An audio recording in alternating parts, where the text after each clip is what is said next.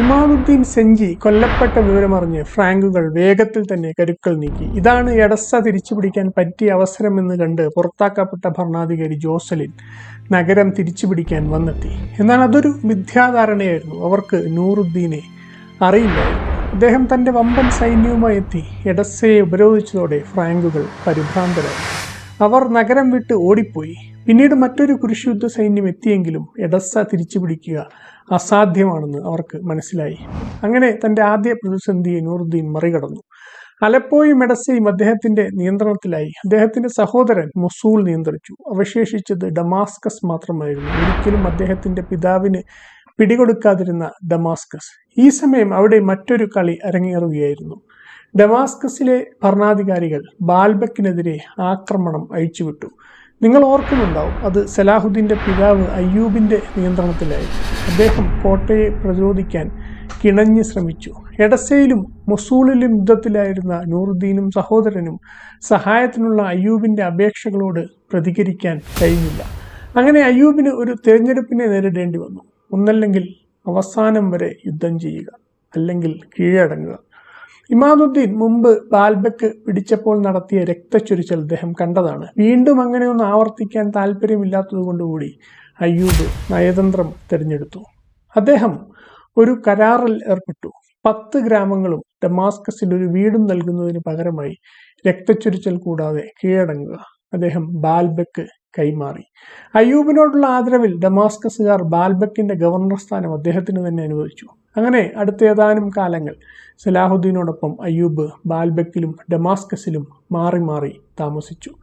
ബാൽബക്ക് ഒരു പോരാട്ടവും കൂടാതെ വീണത് നൂറുദ്ദീൻ കാണുന്നുണ്ടായിരുന്നു. അയ്യൂബ് കീഴടങ്ങിയത് സഹായം ലഭിക്കാൻ മാർഗമില്ലാത്തത് കൊണ്ടാണെന്ന് അദ്ദേഹത്തിന് അറിയാമായിരുന്നു. പക്ഷേ സ്വാഭാവികമായും അദ്ദേഹത്തിന് ആ കീഴടങ്ങൽ ഇഷ്ടപ്പെടുന്നുണ്ടായിരുന്നില്ല.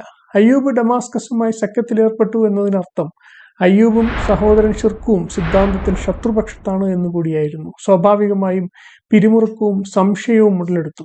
തന്റെ സൈന്യത്തിൽ ഉയർന്ന സ്ഥാനത്തുണ്ടായിരുന്ന ഷിർക്കുവിൽ നിന്നുകൂടി നൂറുദ്ദീൻ അകന്നു മാറാൻ തുടങ്ങി. എന്നാൽ ദീർഘകാലാടിസ്ഥാനത്തിൽ ഈ സംഭവം നൂറുദ്ദീന് ഗുണകരമായിട്ടാണ് ഭവിച്ചത്. ക്രമേണ അയ്യൂബിനെ തേടി പുതിയ പുതിയ പദവികളെത്തി. അദ്ദേഹം ഡമാസ്കസ് നഗരത്തിലെ ഏറ്റവും നിർണായകമായ സൈനിക പോസ്റ്റുകളിലൊന്നായ ഡമാസ്കസ് മിലീഷ്യയുടെ കമാൻഡറായി. അത് കൃത്യസമയത്തായിരുന്നു. 1148 അത് സംഭവിച്ചു. രണ്ടാം കുരിശുയുദ്ധം അപ്രതീക്ഷിതമായി ഡമാസ്കസിന് നേർതിരിഞ്ഞു. ഒരിക്കൽ ഫ്രാങ്കുകളോട് ഒത്തൊരുമിച്ച് പോവുകയും അവർക്ക് കപ്പം കൊടുക്കുകയും ചെയ്ത അതേ നഗരം ഇപ്പോൾ ആക്രമണത്തിന് വിധേയമായിരിക്കുന്നു. ആ ആക്രമണം ഏവരെയും അമ്പരപ്പിച്ചു. കുരിശുദ്ധക്കാർ നഗരത്തിന് പുറത്തുള്ള പൂന്തോട്ടങ്ങളിൽ വരെ എത്തി. എന്നാൽ പിന്നീട് അവർക്ക് അരുവികൾക്കും പൂന്തോട്ട മുതലുകൾക്കും ഇടയിൽപ്പെട്ട് വഴിതെറ്റിപ്പോയി.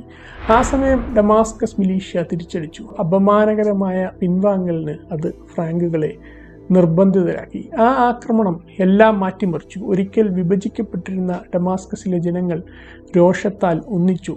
ഉലമാക്കളും പണ്ഡിതന്മാരും നേതാക്കന്മാരും മുന്നോട്ട് വന്നു. ഇനി ഇത് രാഷ്ട്രീയം മാത്രമല്ല, ഇത് വിശ്വാസമാണ്, ഇത് അതിജീവനമാണ്, അവർ പറഞ്ഞു. എഡസ്സയുടെ പതനം കുരിശുയുദ്ധക്കാരുടെ അവസാനത്തിന്റെ തുടക്കമായിരുന്നുവെങ്കിൽ ഡമാസ്കസിന്റെ മേലുള്ള ആക്രമണം മുസ്ലിം ചെറുത്തുനിൽപ്പിന്റെ ജ്വാലയെ ഉത്തേജിപ്പിച്ചു. ഏതാനും വർഷങ്ങൾക്കപ്പുറം മറ്റൊന്നുകൂടി സംഭവിച്ചു.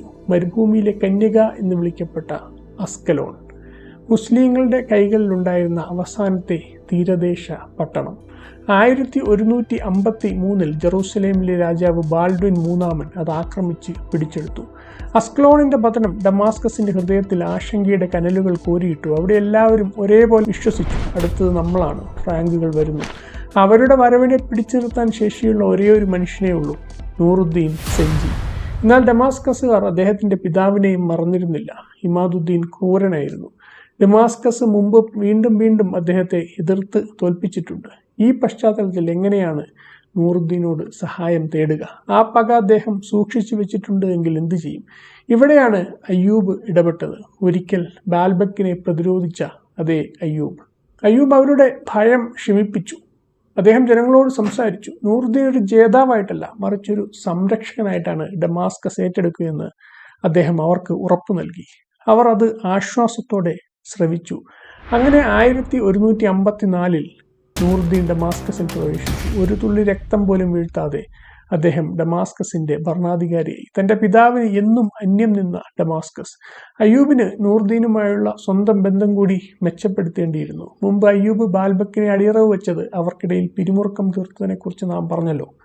അയ്യൂബ് ഒരു ധീരമായ നീക്കം നടത്തി. തന്റെ 14 വയസ്സുള്ള മകൻ സലാഹുദ്ദീനെ നൂറുദ്ദീന്റെ സൈനിക സേവനത്തിലേക്ക് അലപ്പോയിലേക്ക് അയച്ചു.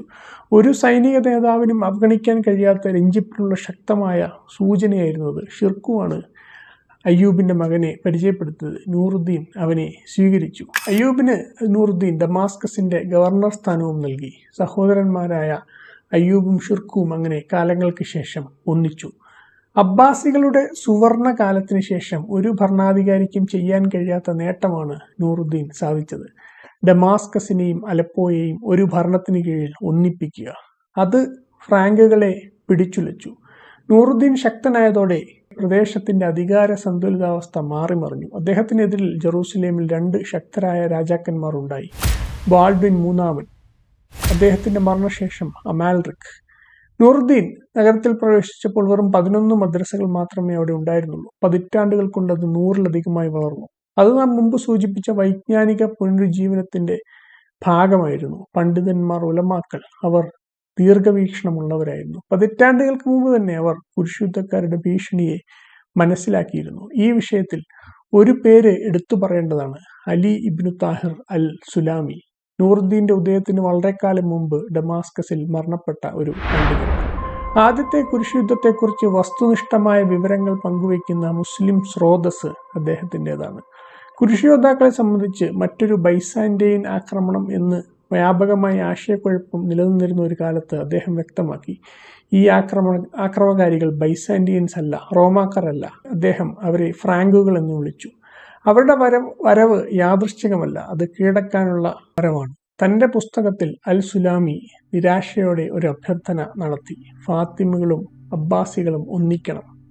കടുത്ത ഭിന്നതകൾക്കിടയിലും വിശ്വാസത്തിൽ സുന്നികളും ഷിയാക്കളും സഹോദരങ്ങളാണ്. ജെറൂസലേം ഒരു തുടക്കം മാത്രമാണെന്നും കുരിശുയോദ്ധാക്കൾ മുഴുവൻ മുസ്ലിം ലോകത്തേക്കും കണ്ണുവച്ചിരിക്കുന്നുവെന്നും അദ്ദേഹം മുന്നറിയിപ്പ് നൽകി. അധികാരത്തിലിരിക്കുന്നവർ പക്ഷെ അദ്ദേഹത്തെ കേൾക്കാൻ ഏകദേശം 50 വർഷമെടുത്തു, അതായത് നൂറുദ്ദീന്റെ കാലഘട്ടം വരെ. നൂറുദ്ദീന്റെ ചുറ്റുമുള്ള ഉലമാക്കൾ നിരന്തരം ജെറൂസലേമിനെ കുറിച്ച് സംസാരിച്ചു കൊണ്ടിരുന്നു. അതൊരു മന്ത്രമായി, ദൗത്യമായി, ഒടുവിൽ നൂറുദ്ദീന്റെ അഭിനിവേശമായി മാറി. ഇത് നിശബ്ദമായി നിരീക്ഷിച്ചുകൊണ്ടിരുന്ന, പഠിച്ചുകൊണ്ടിരുന്ന, വളർന്നുകൊണ്ടിരുന്ന ആളുകൾക്കിടയിൽ സലാഹുദ്ദീനും ഉണ്ടായിരുന്നു. ഏകദേശം 12 വയസ്സുള്ളപ്പോഴാണ് സലാഹുദ്ദീൻ പിതാവിനോടൊപ്പം ഡമാസ്കസിലേക്ക് വരുന്നത്.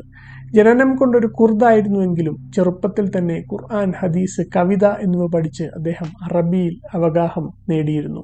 വീട്ടിൽ കുർദിഷും സൈന്യത്തിൽ തുർക്കിഷുമാണ് അദ്ദേഹം സംസാരിച്ചിരുന്നത്. എന്നാൽ പുസ്തകങ്ങളെ സ്നേഹിച്ച നൂറുദ്ദീനിൽ നിന്ന് വ്യത്യസ്തനായി സലാഹുദ്ദീൻ പാണ്ഡിത്യം നേടുന്നതിനപ്പുറം സൈനിക കഴിവുകൾ ആർജിക്കുന്നതിലായിരുന്നു ശ്രദ്ധ കേന്ദ്രീകരിച്ചിരുന്നത്. എന്നാൽ അദ്ദേഹം അടിയുറച്ച ഒരു വിശ്വാസിയായിരുന്നു. അദ്ദേഹത്തെ രൂപപ്പെടുത്തിയതിൽ, അദ്ദേഹത്തിന് ആത്മീയമായ മാർഗനിർദ്ദേശം നൽകിയതിൽ പ്രധാന പങ്കുവഹിച്ച ഒരു വ്യക്തിയായിരുന്നു കുതുബുദ്ദീൻ അൽ നിഷാപൂരി. അദ്ദേഹത്തെക്കുറിച്ച് പറയുമ്പോൾ ഒരു വൈജ്ഞാനിക ചരിത്രത്തിന്റെ വംശാവലി സൂചിപ്പിക്കാതെ തരമില്ല.